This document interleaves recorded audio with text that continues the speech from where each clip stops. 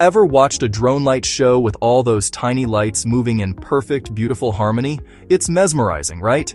Now, imagine if a hacker could trick just one of those drones into seeing things that aren't there, or force its motors to go haywire. That perfect formation would collapse into chaos in seconds. This isn't just about light shows. This is about the future of self-driving car convoys, smart power grids, and satellite networks. So, here's our question for today. How do you keep a team of robots safe when you can't even trust their own eyes and muscles? That's the exact challenge researchers at Georgia Tech took on. They were looking at what we call cyber-physical systems. Basically, any team of machines that work together in the real world. These systems have two big vulnerabilities. Their sensors, which are like their eyes and ears, and their actuators, which are like their muscles. A sensor attack is like feeding a lie to the system. Hey, you're not about to crash, when it actually is.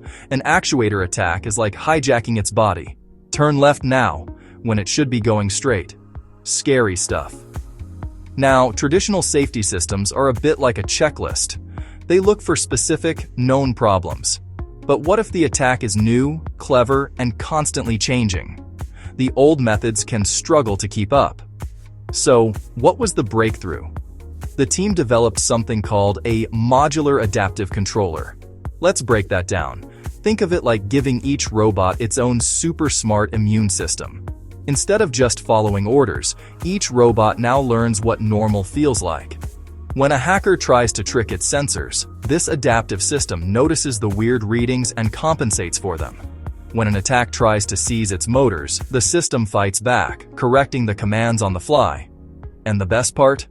It's like a software upgrade. You don't need to rebuild the whole robot, you just add this smart layer of defense on top of what's already there.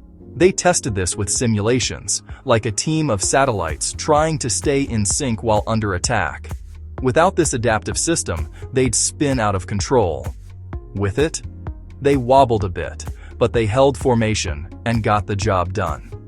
It's not about being perfect, it's about being resilient. So, we're building machines that can withstand deception and sabotage. It's a huge step toward trustworthy autonomy, but it leaves us with one big, open question. As we hand over more control to these networked machines, from our cars to our infrastructure, how do we build a world where we can truly, fundamentally, trust them? That's all for this episode of the R&D Lab. Visit engisphere.com to explore the engineering concepts. Subscribe to join us next time as we continue exploring the ideas building our future.